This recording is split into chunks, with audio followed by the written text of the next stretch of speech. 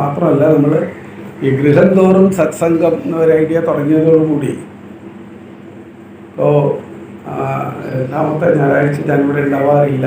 അവിടെ തൃശ്ശൂർ സത്സംഗത്തിന് പോകും. മൂന്നാമത്തെ ഞായറാഴ്ചയാണ് പൊതുവെ നമ്മൾ ഗൃഹങ്ങളിലെ സത്സംഗം വെച്ചിരിക്കുന്നത്.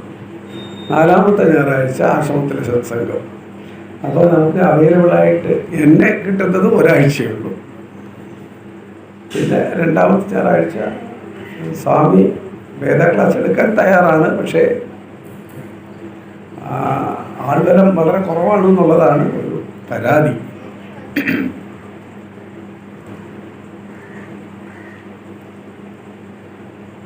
ഇന്ന് നമുക്കിവിടെ ഹരിനാമകീർത്തനം ക്ലാസ് ആരംഭിക്കും.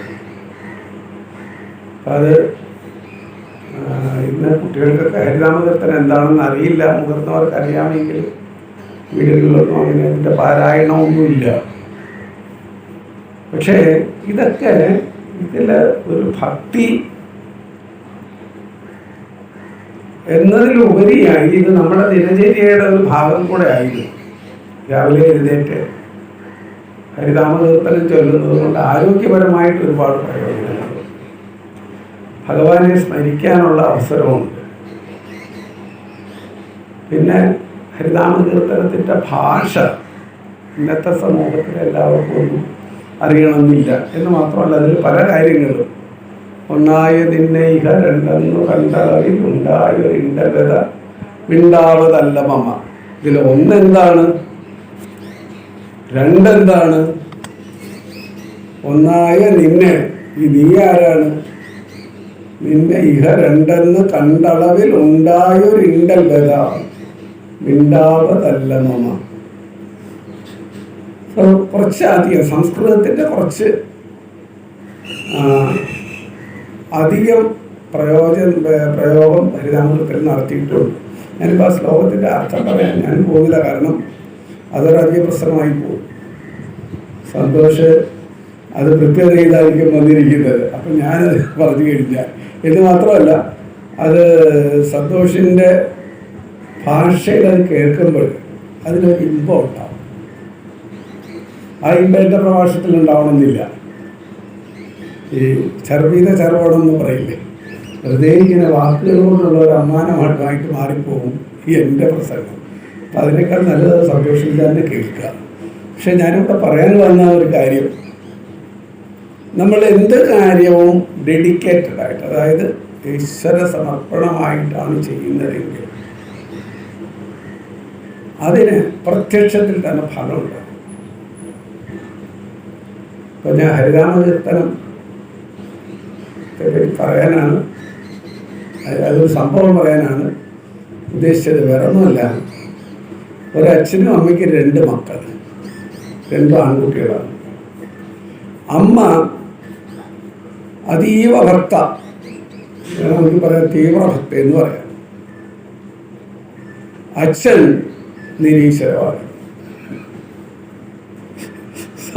ഇവർ 2 പേരും തമ്മിൽ എങ്ങനെ യോജിച്ചു പോകും? പക്ഷേ അവർ തമ്മിൽ ഇത്രയും ഗാഢമായ ഒരു ഹൃദയബന്ധം അവരിലുണ്ടായിരുന്നു. അച്ഛൻ അതിരാവിലെ എഴുന്നേക്കും, കുളിച്ച് നല്ല വസ്ത്രമൊക്കെ ധരിക്കും, എന്നിട്ട് പൂ പറിക്കാൻ പോകും. നിരീശ്വരവാദിയാണ്. പൂക്കൂടെ എടുത്തുകൊണ്ട് പൂ പറിക്കാൻ പോകും. അപ്പം ഈ ഭഗവാന് പൂ അർപ്പിക്കുമ്പോൾ ഇതിന് നമ്മളിപ്പോൾ സാധാരണഗതിയിൽ കിട്ടുന്ന പൂക്കളൊക്കെ പറിച്ചുകൊണ്ട് വയ്ക്കും. അത് കിട്ടുന്ന പൂക്കൾ തന്നെ പറിച്ചാൽ മതി. പക്ഷെ അതിന് ചില നിബന്ധനകളുണ്ട്. അപ്പം എല്ലായ്പ്പോഴും പ്രാവർത്തികമല്ല എങ്കിലും ഇത് കഴിവതും ചെടിയുടെ അകത്ത് നിൽക്കുന്ന പൂ പറിച്ചെടുക്കണം. അതല്ലെങ്കിൽ മുകളിൽ നിന്നും പറിക്കരുത്, താഴെ നിന്നും പറിക്കരുത്, അതിൻ്റെ നടുഭാഗത്തുള്ള വരുന്ന പൂക്കൾ പറിക്കണം. കാരണം മുകളിൽ നിന്നുള്ള പൂവ് വണ്ടിന് തേൻ കുടിക്കാനുള്ളതാണ്. താഴെയുള്ള പൂവ് എന്ന് പറയുന്നത് മിക്കവാറും മണ്ണോ ചെടിയോ അല്ലെങ്കിൽ പോകുന്നവരുടെ കാല് തട്ടുമൊക്കെ ചെയ്യുന്നുണ്ട്. അപ്പം അതുകൊണ്ട് നടുഭാഗത്തു നിന്നുള്ള പൂക്കൾ പറിക്കാം.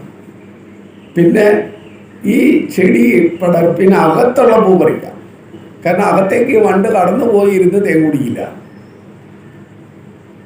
എത്ര ശാസ്ത്രീയമായിട്ടാണ് നമ്മളുടെ ഈ അന്ധവിശ്വാസം എന്ന് പറയുന്ന ഭക്തി പ്രസ്ഥാനം അതിൻ്റെ രീതികൾ ചെയ്തു വെച്ചിരിക്കുന്നതെന്ന് നോക്കണം. അപ്പം ഇദ്ദേഹം അതിരാവിലെ 5 മണിയാകുമ്പോഴേക്കും കുളിച്ച് റെഡിയായി 2 കുട്ടികളെ വിളിച്ചുണർത്തും. അമ്മയും വിളിക്കും, അച്ഛനും വിളിക്കും. അമ്മ കുളിയൊക്കെ കഴിഞ്ഞ് വസ്ത്രമൊക്കെ മാറി വന്ന് പൂജാമുറിയിൽ വേണ്ട പാത്രങ്ങളെ കഴുകി വെച്ച് എല്ലാം റെഡിയാക്കുമ്പോഴേക്കും അച്ഛൻ ഈ പൂവായിട്ട് വരും. എന്നിട്ട് ഈ അമ്മ പൂജ മുഴുവൻ തീർക്കും. അപ്പം ഈ അച്ഛൻ പൂ പറിക്കുന്നതിൻ്റെ രഹസ്യം എന്താണെന്നാൽ വേറെ ഒന്നുമല്ല, അച്ഛൻ നിരീശ്വരവാദിയാണെങ്കിലും അമ്മയുടെ വിശ്വാസത്തെ ഹനിക്കാൻ തയ്യാറല്ല. ഇവിടെ മതേതരത്വം എന്ന വാക്ക് ഭാരതത്തിൽ മാത്രമുള്ള ഒരു വാക്കാണ്. ഈ മതേതരത്വം ഇവിടെ കൊണ്ടുവന്നത് ഒരു രാഷ്ട്രീയ പാർട്ടിയുമല്ല, ഒരു പ്രസ്ഥാനങ്ങളുമല്ല. ഇത് കൊണ്ടുവന്നത് ഭാരതീയ സംസ്കൃതി, സനാതനധർമ്മം പുലർത്തിയിരുന്ന ഒരു ജനസമൂഹമാണ്. നമുക്ക് ആരാധിക്കാൻ 33 കോടി ദേവന്മാരുണ്ട്. അതിനൊക്കെ അർത്ഥമുണ്ട് കേട്ടോ, വെറുതെ അല്ല. ഈ 33 കോടി എങ്ങനെ ഉണ്ടായി എന്നുള്ളതിനൊക്കെ ശാസ്ത്രീയമായിട്ട് തന്നെ അതിന് ഉത്തരവുണ്ട്. ഇപ്പം അതിലേക്ക് പോകുന്നില്ല. അപ്പോൾ ഈ 33 കോടിയിൽ നിന്ന് ഒരു മതം ഇങ്ങോട്ട് വന്നപ്പോൾ ഒരു ദൈവം കൂടെ കൂടി. അതിലുപരി നമുക്കതിലൊരു പ്രാധാന്യമൊന്നുമില്ല. ഇവിടുത്തെ അതായത് മതപരമായ ഒരു പേര് പറയുകയാണെങ്കിൽ ഹൈന്ദവ സമൂഹം, ഹൈന്ദവ മതത്തിലുള്ളവർക്ക് 33 കോടിയിലൊന്നുകൂടെ കൂടി, അത്രയേ ഉള്ളൂ. അതിനപ്പുറത്തേക്ക് അവർക്ക് ഒരു പ്രാധാന്യം ഉണ്ടായിരുന്നില്ല. അന്ന് അങ്ങനെ വൈദേശികമായി ഇവിടെ വന്ന മതവിശ്വാസികളുടെ ആചാരങ്ങൾ അനുഷ്ഠിക്കാൻ മാത്രമല്ല, സ്വന്തം മക്കളെ അവർക്ക് വിവാഹം കഴിച്ചു കൊടുക്കാൻ വരെ തയ്യാറായ ഒരു സമൂഹത്തിൻ്റെ പിൻഗാമികൾ, അനന്തര അവകാശികളാണ് ഞാനും നിങ്ങളും ഒക്കെ. അത് നമ്മൾ ഇഫ്താർ വിരുന്ന് നടത്തിയിട്ടല്ല, ക്രിസ്മസ് ആഘോഷിച്ചിട്ടല്ല. ആരെങ്കിലും ഏതെങ്കിലും ഒരു ഹൈന്ദവ വിശ്വാസി ഇഫ്താർ വിരുന്ന് കൊടുക്കുകയോ അല്ലെങ്കിൽ ക്രിസ്മസ് ആഘോഷിക്കുകയോ ക്രിസ്ത്യൻ പള്ളിയിൽ പോവുകയോ ചെയ്തു എന്ന് വിചാരിച്ചിട്ട് ഇവിടെ ആരും ഹിന്ദുക്കൾക്ക് ആർക്കും ഹാജരാക്കിയിട്ടില്ല. ആരും ചോദിച്ചില്ല എന്തിനാ പോകുന്നതെന്ന്. ഞാൻ കാലടിയിൽ ഉണ്ടായിരുന്നപ്പോഴേ മലയാറ്റൂർ പള്ളിയുടെ പുറകുവശത്തായിട്ട് ഒരു സ്ഥലമുണ്ട്, പാണ്ടുപാറ എന്ന് പറയും. അവിടെ ആശുപത്രി എസ്റ്റേറ്റ് ഒക്കെ ഉണ്ട്. അവിടെ ഉണ്ടായിരുന്ന സമയത്ത് അവിടെ ഒരു 6-7 ഹിന്ദു കുടുംബങ്ങളേ ഉള്ളൂ. അപ്പം ഇവർ ക്രിസ്മസ് വളരെ ഗംഭീരമായിട്ട് ആഘോഷിക്കും. ക്രിസ്മസിന് പാതിരാ പ്രാർത്ഥന എന്ന് പറഞ്ഞൊരു പാതിരാ കുർബാന എന്നുള്ള പരിപാടിയുണ്ട്. ഇവരുടെ വീടുകളിലെ കുട്ടികളൊക്കെ അവിടെ പോവുകയൊക്കെ ചെയ്യും. അപ്പം ഞാൻ അവിടെ ഒരാളിനോട് ചോദിച്ചു, അദ്ദേഹം പഠിച്ചിരുന്ന കാലടി ആശ്രമത്തിലാണ്. അതുകൊണ്ടാണ് ഞാൻ അദ്ദേഹത്തിനോട് ചോദിച്ചത്, അല്ല നിങ്ങളെന്തിനാ കുട്ടികളെ ഇതിനൊക്കെ വിടുന്നത്, അങ്ങനെ മതം മാറാനോ?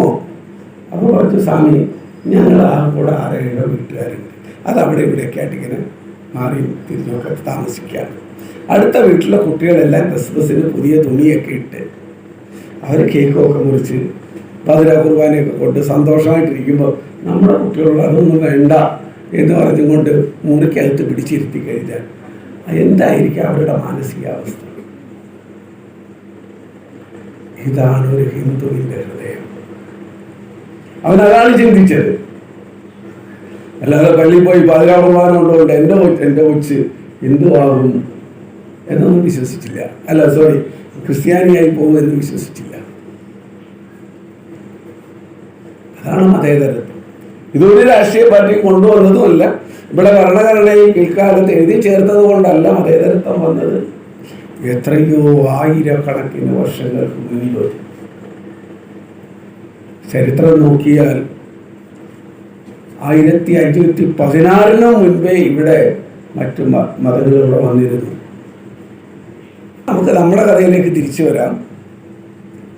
അപ്പം നിരീശ്വരവാദിയായിരുന്ന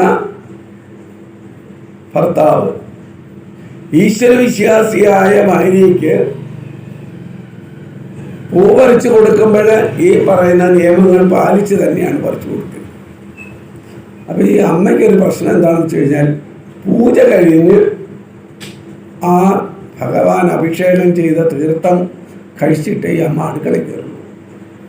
അച്ഛൻ്റെ കുഴപ്പം എന്താണെന്ന് വെച്ച് കഴിഞ്ഞാൽ, അച്ഛന് കാലത്ത് 6 മണിയാകുമ്പോൾ ഒരു ചായ കിട്ടണം. അപ്പോൾ 6 മണിക്ക് ചായ കിട്ടണമെങ്കിൽ അമ്മയുടെ പൂജ 6 മണിക്ക് മുമ്പ് തീരണം. അതുകൊണ്ടാണ് ഈ പൂ പറിക്കാൻ പോയിരുന്നത്. ആ ഹൃദയവിശാലത അത് നമുക്ക് മാത്രം അവകാശപ്പെട്ടതാണ്. ഭാരതീയ സംസ്കൃതിയിൽ വിശ്വസിക്കുന്നവർക്ക് മാത്രം അവകാശപ്പെട്ടതാണ് ആ ഹൃദയവിശാലത. അവിടെ അമ്മയുടെ വിശ്വാസത്തെ ഹനിച്ചിട്ടില്ല. അമ്മ രാവിലെ 2 കുട്ടികളെ വിളിച്ചുണർത്തിയിട്ട് ഹരിനാമകീർത്തനം ചൊല്ലടാന്ന് പറയും. അച്ഛൻ വിളിച്ചുണർത്തിയിട്ട് റണ്ണൻ മാർട്ടിൻ ഗ്രാമർ എടുത്ത് കൈകൊള്ളു, അത് പഠിക്കാൻ പറയും. മൂത്ത മകൻ, ഇത് ഈ 2-ൽ ഒരാൾ തന്നെ എന്നോട് നേരിട്ട് പറഞ്ഞ കഥകളാണ് കേട്ടോ, കഥയല്ല, സംഭവമാണിത്. അതായത് ആരെങ്കിലും പറഞ്ഞ് ഞാൻ കേട്ടതല്ല. മൂത്ത ആൾ തന്നെ എന്നോട് ഇങ്ങനെയാണ് ഞങ്ങൾ വളർന്നത് എന്ന് പറഞ്ഞു. അപ്പം മൂത്ത ആൾ ഹരിനാമകീർത്തനം ചൊല്ലുമായിരുന്നു. അർത്ഥമൊന്നും അറിയില്ല, എങ്കിലും ചൊല്ലും. ഇളയാള് റണ്ണൻ മാർട്ടിൻ ഗ്രാമറും കൊണ്ടിരിക്കും. അങ്ങനെ 2 പേർക്കും 2 ഹൃദയസ്ഥമായി. അതിൽ റണ്ണൻ മാർട്ടിൻ പഠിച്ച ആള്, റണ്ണൻ മാർട്ടിൻ്റെ ഗ്രാമർ പഠിച്ച ആള് ഈ റണ്ണൻ മാർട്ടിൻ എന്ന് പറയുന്ന വലിയ പുസ്തകത്തിൻ്റെ തുടക്കം മുതൽ ഒടുക്കം വരെയും ഒടുക്കം മുതൽ തുടക്കം വരെയും കാണാപാഠം പറയും. അത്ര ഡീപ്പായിരുന്നു. 2 പേരും വളർന്നു. മൂത്താൾ വലിയ എഞ്ചിനീയറൊക്കെ ആയി. കേരളത്തിൽ തന്നെ ചീഫ് എക്സിക്യൂട്ടീവ് എഞ്ചിനീയറായിട്ട് അത് റിട്ടയർഡ് ചെയ്യുകയും ചെയ്തു. ഇന്നിപ്പോൾ അദ്ദേഹം ജീവനോടെ ഉണ്ടോ ഇല്ലോ എന്ന് എനിക്കറിയില്ല.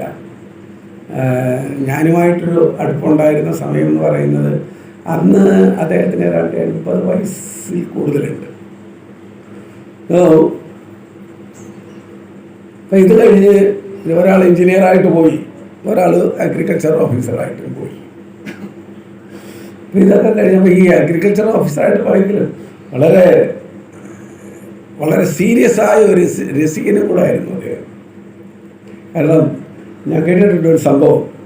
ഒരിക്കലെ ഈ കൃഷിയുടെ ജില്ലാ ഓഫീസിൽ ഒരു ക്ലർക്ക് ഒരു ലെറ്റർ ടൈപ്പ് ചെയ്തുകൊണ്ട് വന്ന് കൊടുത്തു, വേറൊരു ഓഫീസർ.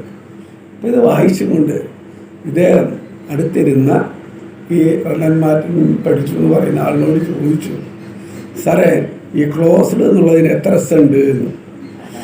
വലിച്ചടയ്ക്കുകയാണെങ്കിൽ 2 എസ്, മെല്ലെ അടയ്ക്കുകയാണെങ്കിൽ 1 എസ്.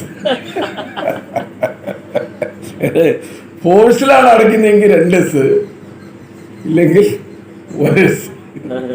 സോ ഇതുപോലെ വളരെ സീരിയസ് ആയ തമാശകൾ പറയാൻ കഴിവുള്ള, എന്നാൽ വളരെ കൺട്രോൾഡായിട്ട് സംസാരിക്കുന്ന ആളായിരുന്നു മേരിയൻ.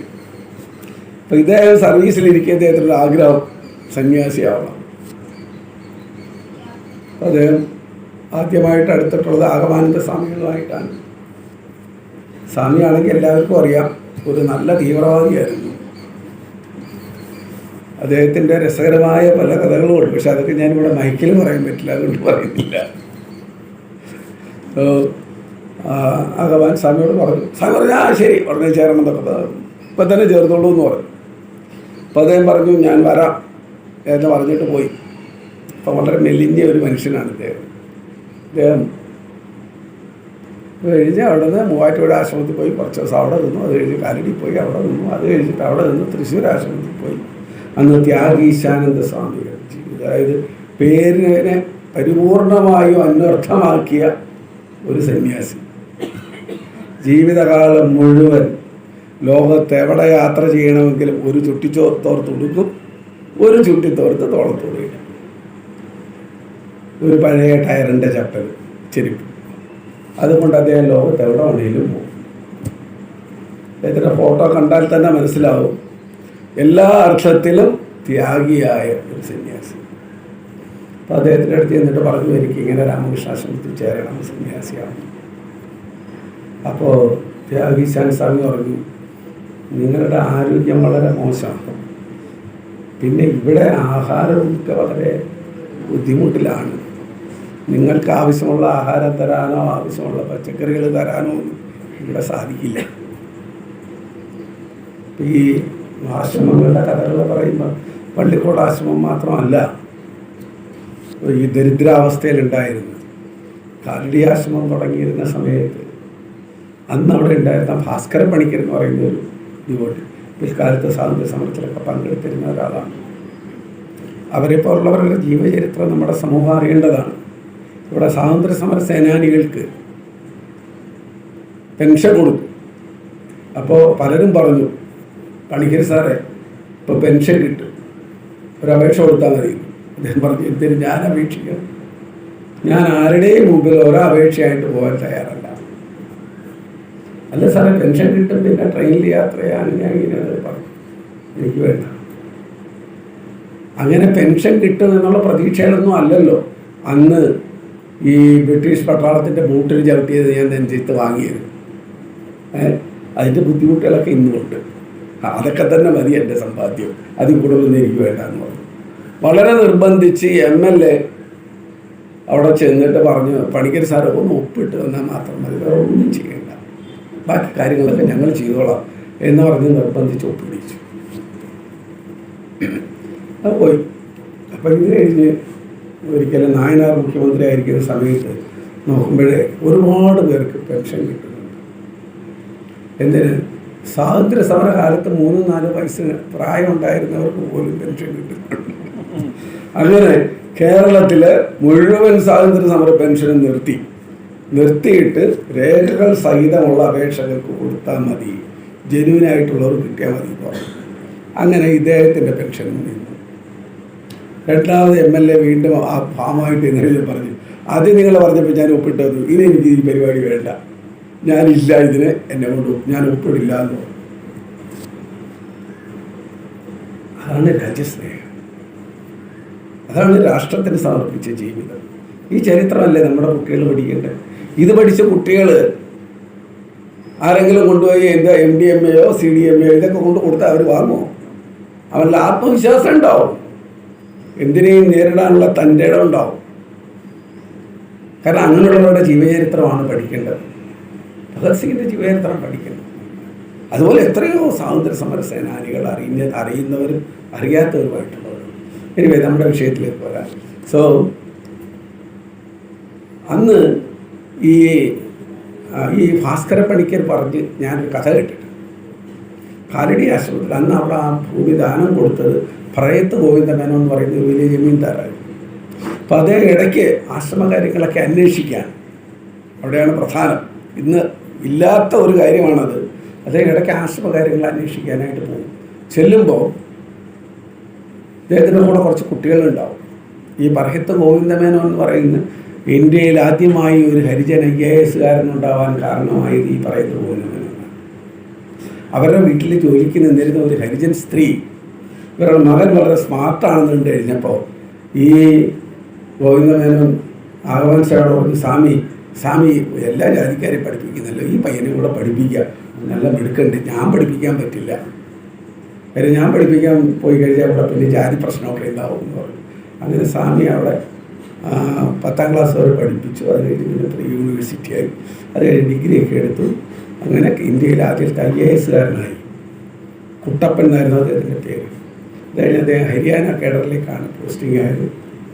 അവിടെ പോയിട്ട് പിന്നെ ഈ ചൗത്താള ഹരിയാനക്കാണ്, ചൗത്താളയുടെ ദേവിലാലിൻ്റെ ഫാമിലിയിൽ നിന്നാണ് വിവാഹമൊക്കെ ചെയ്തു. അദ്ദേഹം ഇപ്പോൾ ഒരു 8-10 വർഷമായിട്ടുണ്ട്, മരിച്ചു. എന്തായാലും ശരി. അപ്പം ഈ പറയത്ത് ഗോവിന്ദമേനോൻ ആശ്രമത്തിൽ വന്നപ്പോൾ ആഗമൻ സാർ പറഞ്ഞു, കുട്ടികൾക്കൊക്കെ മോര് കൊടുക്കാം. ആയിക്കോട്ടെ എന്ന് പറഞ്ഞു ഗോവിന്ദമേനോൻ. അപ്പം എല്ലാവർക്കും മോരും വെള്ളം കൊണ്ട് കൊടുത്തു. ഗോവിന്ദമേനോന് കൊടുത്തു. അത് കുടിച്ചിട്ട് വെച്ചു, സ്വാമിജി ഈ മോരും വെള്ളം കുട്ടികൾക്ക് കൊടുക്കുന്നത് തിളപ്പിച്ചിട്ടാണോ കൊടുക്കുന്നത്, അതോ ഇങ്ങനെ തന്നെ കൊടുക്കുകയാണോ? അല്ല, അത് അങ്ങനെ തന്നെ കൊടുക്കുകയാണ്. ഇല്ല, അത് തിളപ്പിച്ച് കൊടുക്കണം, അതാണ് നല്ലതെന്ന് പറഞ്ഞു. അപ്പോൾ സ്വാമി അതിന് മോരും വെള്ളം തിളപ്പിക്കണം. അല്ല, ഈ മോരും വെള്ളം തിളപ്പിച്ച് കൊടുക്കുന്നതാണ് നല്ലതെന്ന് പറഞ്ഞു. കാര്യം അതിനകത്ത് മോരിൻ്റെ അംശം അത്രയേ ഉള്ളൂ. അപ്പം ഈ വാട്ടവെള്ളം കുടിച്ച് കുട്ടികൾക്ക് വയറിളകണ്ടെന്ന് വിചാരിച്ചിട്ടാണ് പറഞ്ഞത് മോരും വെള്ളം തിളപ്പിച്ചു കൊടുക്കാൻ. അങ്ങനെ അന്ന് മുതൽ കാലടി ആശുപത്രിയിലായിട്ട് 2-3 മാസക്കാലം മോരും വെള്ളം തിളപ്പിച്ച് കുടിച്ച കഥയുണ്ട്. അതുപോലെ അവിടെ ഒരു തേങ്ങയുടെ ചമ്മന്തി, പിന്നെ കഞ്ഞി ഉണ്ടാവും. ഇപ്പം കഞ്ഞിയിൽ ചോറിൻ്റെ അതൊക്കെ അത്രയൊക്കെ ഉള്ളൂ. കാരണം അവിടെ കാലടിയിലൊരു ക്രിസ്ത്യൻ ഒരാളുടെ അദ്ദേഹത്തിൻ്റെ കടയിൽ നിന്ന് കടമായിട്ടാണ് അരി കൊണ്ടുവരുന്നത്. അപ്പോൾ അത് ഭഗവാൻ സാഹിബ് പറഞ്ഞു ഒരു ദിവസത്തേക്ക് ഇത്ര കിലോ. എത്ര കൂടിയാലും കിലോ കൂടുതല, ചമ്മന്തിയുടെ അളവും കൂടില്ല. അപ്പം ഭാസ്കര പണിക്കർ പറഞ്ഞു എൻ്റെ ഡ്യൂട്ടി എന്തായിരുന്നു എന്ന് വെച്ച് കഴിഞ്ഞാൽ എല്ലാവരും ഇരുന്ന് കഴിഞ്ഞ് കഞ്ഞി വിളമ്പാൻ തുടങ്ങുമ്പോൾ ഞാൻ അവിടെ വന്ന് നിന്നുകൊണ്ട് ആ തലയെണ്ണ എത്ര പേരുണ്ട്, എന്നിട്ട് ഇവിടെ അതിന് വിളിച്ച് പറയും 30 എന്ന് പറഞ്ഞു കഴിഞ്ഞാൽ ഇരിക്കുന്ന ചമ്മന്തിയിൽ 30 പേർക്ക് കൊടുക്കാൻ തക്കവണ്ണം വെള്ളം ഒഴിച്ചോളാൻ. ആ ചമ്മന്തിയാണ് കൊണ്ട് ഒഴിക്കുന്നത്. സുലഭമായിട്ട് കിട്ടിയിരുന്ന 2 വസ്തുക്കൾ കാന്താരി മുളകും ഉപ്പും മാത്രമാണ് എന്ന് പറയും. ഇതുപോലെ തന്നെയായിരുന്നു മിക്കവാറും എല്ലാ ആശ്രമങ്ങളും. നെട്ടയം ആശ്രമത്തിൽ നിന്ന് ശാസ്ത്രമംഗലം വരെ തപസ്യാനന്ദ സ്വാമികൾ നടന്നു വന്നാണ് ശാസ്ത്രമംഗലം ഹോസ്പിറ്റൽ തുടങ്ങിയത്. അന്ന് എന്നും നടന്നു വരും. എന്നിട്ടോ സ്വാമിക്ക് ഒരു ചെറിയ ടേബിളുണ്ട്, ഇരിക്കാനൊരു ബെഞ്ചുമുണ്ട്. ഈ ഫയലെല്ലാം ഈ ബെഞ്ചിൽ വയ്ക്കും. എന്നിട്ട് മേശപ്പുറത്തിരുന്ന് എഴുത്തുകുട്ടികളൊക്കെ നടത്തും. ഉച്ചയ്ക്ക് ഊണ് കഴിച്ചിട്ട് അദ്ദേഹം ഈ ഫയലെല്ലാം എടുത്ത് മേശപ്പുറത്ത് വെച്ചിട്ട് ആ ബെഞ്ചിൽ കിടന്നു. അത് കഴിഞ്ഞ് എഴുന്നേറ്റ് കഴിഞ്ഞാൽ വീണ്ടും ഇതെടുത്ത് അവിടെ വയ്ക്കും. ഇത് മാത്രമല്ല, അവിടെയുണ്ട് രസകരമായ ഒരു സംഭവം. സ്വാമിജി ഇങ്ങനെ എന്നും നടന്നു വരുന്ന കണ്ടിട്ട് ഒരാൾ പറഞ്ഞു, സ്വാമിജി ഇത്രയും ദൂരം സ്വാമി ഇങ്ങനെ നടക്കുന്നത് ഞങ്ങൾക്ക് വളരെ വിഷമമുണ്ട്. എന്ന് പറഞ്ഞാൽ ഇതിനൊക്കെ പണം വേണ്ടേ? സ്വാമിജിയുടെ വണ്ടിക്കൂലി എല്ലാ മാസവും ഞാൻ തന്നോളാം. ആയിക്കോട്ടെ എന്ന് പറഞ്ഞു. അടുത്ത ദിവസം കൃത്യമായിട്ട് ആ വീട്ടിൽ പോയി. രാവിലെ വരുന്ന വഴിക്ക് ആ വീട്ടിൽ പോയി അവിടെ ഇരുന്ന് പൈസ വാങ്ങി. എന്നിട്ട് അദ്ദേഹം നടന്ന് അങ്ങ് പോയി. അപ്പോൾ ഇത് കഴിഞ്ഞ് ഒരാഴ്ച കഴിഞ്ഞ് നോക്കിയപ്പോൾ വീണ്ടും സ്വാമി നടക്കുമോ, ബസ്സിൽ പോകുന്നില്ല. അപ്പോൾ അന്നം കണ്ട വളരെ തുച്ഛമായ പൈസ മതി, പക്ഷെ സ്വാമി നടക്കുവാണ്. അപ്പോൾ അദ്ദേഹം പറഞ്ഞു, സ്വാമിജി നടക്കാതിരിക്കാൻ വേണ്ടിയിട്ടാണ് ഞാൻ പറഞ്ഞത്, പൈസ ഞാൻ തരാം സ്വാമി ബസ്സിൽ പോകാൻ. അല്ല, അത് നിങ്ങൾ പറഞ്ഞത് ശരിയാണ്, അതുകൊണ്ട് ഞാൻ ആ പൈസ വാങ്ങിയല്ലോ. അല്ല, എന്നിട്ട് സ്വാമി നടന്നാൽ പോകുന്നത്. അല്ല, ഇതെൻ്റെ മോർണിംഗ് വാക്കാണ്. അപ്പോൾ ചോദിച്ചു, പക്ഷെ വൈകിട്ട് സ്വാമി നടക്കുകയാണല്ലോ. അല്ല, അത് ഈവനിങ് വാക്ക്. പക്ഷേ അടുത്ത മാസവും കൃത്യമായിട്ട് വീട്ടിൽ പോയി വണ്ടിക്കൂലി കയ്യിൽ വാങ്ങി. എന്നിട്ട് സ്വാമി പറഞ്ഞു, അതേ പാവപ്പെട്ടവർ ഒരുപാട് ആളുകളുണ്ട്, ഒരുപാട് ആവശ്യക്കാരാണ് കൂടുതൽ, നമ്മുടെ കയ്യിൽ പണമില്ല, പണം വേണം. അപ്പം അതുകൊണ്ട് ഈ പൈസ അതിന് പോയിരിക്കുന്നു. അപ്പോൾ ഇതൊക്കെ ഇതുപോലെ ഇനി ഒരുപാട് കഥകൾ പറയാനുണ്ട്. അവനതിലേക്ക് പോകുന്നില്ല. ഇവിടെ ഈ സ്വാമിയായാൽ പോയ ആളിനോട് ത്യാഗീശാൻ സ്വാമി പറഞ്ഞു, ഇവിടുത്തെ ആഹാരമൊന്നും ശരിയാവില്ല, നിങ്ങൾ ബാംഗ്ലൂർ പോവുക, അവിടെ നല്ല ആഹാരം കിട്ടും. മാത്രമല്ല യതീശ്വരാൻ സ്വാമി അവിടെ ഉണ്ട്. സ്വാമിജി പറയുകയാണെങ്കിൽ വെലുമടത്തിൽ കേൾക്കുകയും ചെയ്യും. കാരണം അന്ന് യതീശ്വരാൻ സ്വാമി വൈസ് പ്രസിഡൻ്റാണ്. അങ്ങനെ അദ്ദേഹത്തെ പറഞ്ഞ് ബാംഗ്ലൂർ വിട്ടു. അവിടെ ചെന്നിട്ട് യതീശ്വരാൻ സ്വാമിയോട് പറഞ്ഞു, ഇങ്ങനെ എനിക്ക് സന്യാസിയാവാൻ ആഗ്രഹമുണ്ട്. ഈ ആരോഗ്യം വെച്ചുകൊണ്ട് നിങ്ങൾ സന്യാസിയൊന്നും ആവാൻ പറ്റില്ല, നിങ്ങൾ കണ്ടാൽ തന്നെ ഇടിഞ്ഞു പൊളിഞ്ഞ് വീഴാൻ പോകുന്നവരായിരിക്കും. പറ്റില്ല, നിങ്ങൾ കുറച്ച് ദിവസം അവിടെ താമസിച്ചിട്ട് നാട്ടിൽ പോകുള്ളൂ എന്ന് പറഞ്ഞു. അങ്ങനെ കുറച്ച് ദിവസം അവിടെ താമസിച്ചു. അപ്പോൾ ഈ താമസിച്ചുകൊണ്ടിരിക്കുമ്പോഴുണ്ടായ ഒരു സംഭവം എന്ന് പറയുന്നത്, അവിടെ ബ്രഹ്മചാരിമാരൊക്കെ ഇംഗ്ലീഷിലാണ് സംസാരിക്കുക. അപ്പം ഇദ്ദേഹം പറഞ്ഞു, ഈ ഇംഗ്ലീഷിൽ വേറൊരാളോട് പറഞ്ഞു, ഈ ബ്രഹ്മചാരിമാരെല്ലാം ഇംഗ്ലീഷിൽ സംസാരിക്കുന്നത്, പക്ഷെ ഒക്കെ ഗ്രാമാറ്റിക്കൽ മിസ്റ്റേക്കാണ്, ഒരുപാട് ഈ ഗ്രാമർ ഇവർ തെറ്റിക്കുന്നുണ്ട്. അപ്പോൾ ഇതവിടെ ഒരു സ്വാമി കേട്ടു. ഈ സ്വാമി എന്ന് യതീശ്വരാൻ സാഹിബ് പറഞ്ഞു, ഇങ്ങനെ സ്വാമിയാവാൻ വന്ന പയ്യൻ ഇങ്ങനെ ഒരു കമൻറ്റ് പറഞ്ഞു, ഈ ബ്രഹ്മചാരിമാരൊക്കെ ഇംഗ്ലീഷ് തെറ്റായിട്ടാണ് പറയുന്നത്. അന്ന് വൈകിട്ട് സ്വാമി ഇദ്ദേഹത്തെ വിളിച്ചു. എന്നിട്ട് ഇംഗ്ലീഷ് ഗ്രാമർ പല കാര്യങ്ങളും പലതും ചോദിച്ചു, അതിനൊക്കെ മറുപടി പറഞ്ഞു. അപ്പോൾ ഈ പലതും പറയുമ്പോഴേ ഇദ്ദേഹം ഈ റണ്ണൻ മാർട്ടിൻ എന്താണോ എക്സ്പ്ലെയിൻ ചെയ്തിരിക്കുന്നത് അങ്ങനെ തന്നെയാണ് റിപ്പീറ്റ് ചെയ്യുന്നത്. അപ്പോൾ ചോദിച്ചു, റണ്ണൻ മാർട്ടിൻ കണപ്പുറം പഠിച്ചിട്ടുണ്ടോ? ഉണ്ട് എന്ന്. അങ്ങനെ ഈ റണ്ണൻ മാർട്ടിൻ ഗ്രാമർ ഇദ്ദേഹം കംപ്ലീറ്റ് ആയിട്ട് പഠിച്ചിട്ടുണ്ടെന്ന് മനസ്സിലാക്കി യതീശ്വരാൻ സ്വാമി പറഞ്ഞു, നിങ്ങൾ നാളെ മുതൽ ഉച്ചയ്ക്ക് ഒരു 1.5-2 മണിക്കൂർ സമയം ഈ ബ്രഹ്മചാരിമാർക്ക് ഇംഗ്ലീഷ് ഗ്രാമർ ക്ലാസ് എടുക്കുന്നുണ്ട്. അങ്ങനെ ഇംഗ്ലീഷ് ഗ്രാമർ ക്ലാസ് തുടങ്ങിയ അദ്ദേഹം, വിശ്വനാഥൻ എന്ന പേരിൽ അറിയപ്പെടുന്ന അദ്ദേഹം, ഇന്ന് ഭജനാനന്ദ സ്വാമി എന്ന പേരിൽ വെള്ളൂർമഠത്തിൽ താമസമുണ്ട്. ഇന്ന് അദ്ദേഹം രാമകൃഷ്ണ മിഷന്റെ വൈസ് പ്രസിഡന്റ്. സോ അത്ര വരെയും ഉയർന്നത് ആ ഡെഡിക്കേഷൻ. അതേസമയം ഹരിനാമകീർത്തനം ചൊല്ലിയ ആൾ ഒടുവിലെ കേരള PWDയുടെ ചീഫ് എക്സിക്യൂട്ടീവ് എഞ്ചിനീയറായിട്ടാണ് റിട്ടയർഡ്. അപ്പോൾ നമ്മൾ എന്ത് കാര്യം ചെയ്യുന്നതിനും ആദ്യമായിട്ടുള്ള അതിൻ്റെ ഡെഡിക്കേഷൻ, സമർപ്പണം, ഈശ്വരാർപ്പണമായിട്ടാണ് അത് ചെയ്യുന്നത്. നമ്മുടെ മനസ്സിൻ്റെ ചിന്തകളെ ഇതൊരുപാട് ബാധിക്കും. ഒരു ചെറിയ കഥ പറഞ്ഞു, ഞാനത് നിർത്തുവാണ്. അതായത് 2 പേര് യാത്ര പോവുക, അല്ല 2 പേര് വൈകുന്നേരം നടക്കാൻ ഇറങ്ങി. അപ്പോൾ ഒരാൾ പറഞ്ഞു, അവിടെ ക്ഷേത്രത്തിലെ ഭാഗവത സപ്താഹം നടക്കുന്നുണ്ട്, അവിടെ പോയി ഇരുത്താൻ വൈകുന്നേരം ആകുമ്പോൾ ഭാഗവതത്തിലെ കഥകളൊക്കെ ഇദ്ദേഹം പറയും, പോകാമെന്ന് പറഞ്ഞു. അപ്പം മറ്റേ ആൾ പറഞ്ഞു, ഓ ഞാൻ വരുന്നില്ലോ, ഈ തീർത്ഥത്തിൽ ഭഗവാൻ കൃഷ്ണൻ എന്ന് പറയുന്ന എല്ലാം കേട്ട് കാത് തന്നെ തരപ്പിച്ചു പോയ കഥകളാണ്, നീ വേണം പോകുമ്പോൾ. അപ്പം അങ്ങനെ പോകുന്ന വഴിക്ക് അമ്പലത്തിൽ കയറി ഒരാളും കയറി മറ്റേ ആൾ വീണ്ടും നടന്നു. കുറച്ച് പോയി കഴിഞ്ഞപ്പോൾ ഒരു വേശ്യാഗൃഹമുണ്ട്. അപ്പോൾ വിചാരിച്ചു നമുക്ക് ഇങ്ങോട്ട് പോകാം, അവിടെ പോയി കഴിഞ്ഞാൽ കുറച്ച് സമയം ആനന്ദമായിട്ടിരിക്കാമെന്ന് അവിടെ ചെന്നിരുന്നു. ഇത് കഴിഞ്ഞപ്പോഴേക്ക് പിന്നെ എന്താണെന്ന് വെച്ചാൽ അദ്ദേഹത്തിൻ്റെ മനസ്സുകൊണ്ടൊരു വിരക്തി. എന്താ കാര്യം? ഇതെല്ലാം അനുഭവിച്ച കാര്യങ്ങളാണ്, ചില എന്ത് പ്രസക്തി ഇരിക്കുന്നു എന്ന് മാത്രമല്ല, പലതിനോട് വിരക്തി.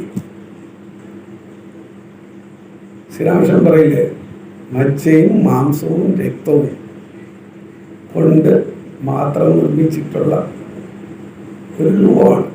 അതിന് ഒരു കളറുള്ള തൊലിയും കൂടെ കൊടുത്ത് വെച്ച് ഒരു ഡിസൈനൂടെ കൊടുത്തു കഴിഞ്ഞപ്പോൾ അതിന് നല്ല സാധനം, നല്ല സൗന്ദര്യം ഉണ്ടായി. ആ സൗന്ദര്യം ആസ്വദിക്കാം.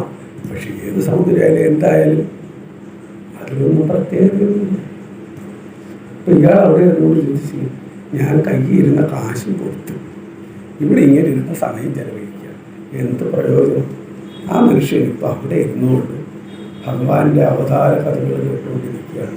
എന്ത് രസമായിരിക്കും കംസവധവും അതുപോലെ താടകാവധവും, ഇതൊക്കെയാണ് അവിടെ കേൾക്കുന്ന കഥകൾ. ഈ കഥകളെല്ലാമാണ് ഇയാൾ ആലോചിച്ചുകൊണ്ടിരുന്നത്. ഒടുവിൽ 2 പേരും മടങ്ങിപ്പോന്നു.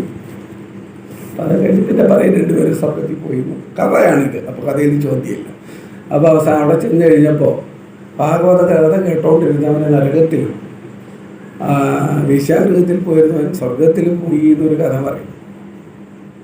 കാര്യം ഭാഗവത കഥ കേൾക്കാനിരിക്കുന്നവർക്ക് ഭാഗവത കഥ കേൾക്കണം.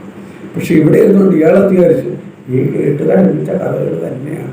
അവരിപ്പോൾ അവിടെ ആ വേശ്യാഗൃഹത്തിൽ എന്തൊക്കെയായിരിക്കും, പിന്നെ ചിന്തിച്ചത് മുഴുവൻ ആ വേശ്യാഗൃഹത്തിൽ എന്തൊക്കെ നടക്കുന്നു എന്നാണ് ചിന്തിച്ചു പോയത്. സോ ഇവിടെ 2ഇടത്തും ചിന്തയിൽ, അതായത് പ്രവൃത്തിയിൽ ഡെഡിക്കേഷൻ സമർപ്പണം ഇല്ലാതെ പോയി എന്നുള്ളതാണ്. ഇന്ന് ഹരിനാമകീർത്തനം ക്ലാസ് തുടങ്ങുമ്പോൾ അതിൻ്റെ അർത്ഥവ്യാപ്തി പോകുമ്പോൾ എനിക്കൊരു അഭ്യർത്ഥനയുള്ളത്, നമ്മളിപ്പോൾ വളരെ ഒരു 6-7 പേരേ ഉള്ളൂ എങ്കിൽ പോലും ഇത് മറ്റുള്ളവരോട് പറയുകയും കഴിവത് അവരെ പങ്കെടുപ്പിക്കുക, അതിലുപരിയായി കുട്ടികൾക്ക് ഇത് കേൾക്കാനുള്ള അവസരം കൂടെ കൊടുക്കുക. ഇതിപ്പോൾ നമ്മൾ നോക്കിക്കഴിഞ്ഞാൽ പലപ്പോഴും അതെ 7:30 മുമ്പായിട്ട് ഞാൻ ആർക്കും ഫോൺ ചെയ്യാറില്ല. കാരണം അവരാരും എടുക്കില്ല, എല്ലാവരും ഉറക്കത്തിലായിരിക്കും. കാര്യം 12 മണി 1 മണി വരെ കമ്പ്യൂട്ടറിലും മൊബൈലിലും ഒക്കെ ആയിട്ട് കഴിച്ച് കൂട്ടുന്ന ഒരു സമൂഹമായിട്ട് മാറി. ആരോഗ്യപരമായിട്ട്, സാംസ്കാരികമായിട്ട്, മറ്റ് പലതരത്തിലും നമ്മളെ അതപ്പതിപ്പിച്ചിട്ടുണ്ട്. മൊബൈൽ വേണ്ടെന്നല്ല, കമ്പ്യൂട്ടർ വേണ്ടതില്ല, അതെല്ലാം വേണം. ആധുനികം, അതായത് മോഡേൺ ടെക്നോളജിയെ പരമാവധി ഉപയോഗിക്കണമെന്ന്. പക്ഷെ അതൊരിക്കലും നമ്മുടെ പഴമയെ, പൗരാണികതയെ, നമ്മുടെ സംസ്കാരത്തെ തള്ളിക്കൊണ്ടാവുന്നതാണ്. വിവേകാനന്ദ സ്വാമി അത് തന്നെയാണ് പറഞ്ഞത്. modern technology must be mixed with our Vedantic ideology. എന്നിട്ട് വേണം അത് ഇവിടുത്തെ യുവതലമുറയ്ക്ക് കൊടുക്കാൻ. ഇത് മലയാളത്തിൽ മൈത്രാൻ സ്വാമി ട്രാൻസ്ലേറ്റ് ചെയ്തിട്ടുണ്ട്. ആധുനിക സയൻസ്, പാശ്ചാത്യരുടെ ആധുനിക സയൻസിനെയും ഭാരതീയരുടെ സംസ്കൃതിയെയും ഒന്ന് കൂട്ടിക്കുഴച്ചുരുട്ടി വേണം ഇന്നത്തെ സമൂഹത്തിന് കൊടുക്കാൻ. അതിന് ഉള്ള ഒരു വേദിയായിട്ട് മാറണം എന്നൊരു പ്രാർത്ഥനയോടുകൂടി ഞാൻ എൻ്റെ ക്ലാസ് അവസാനിപ്പിക്കുകയാണ്. അടുത്തത് ഇദ്ദേഹം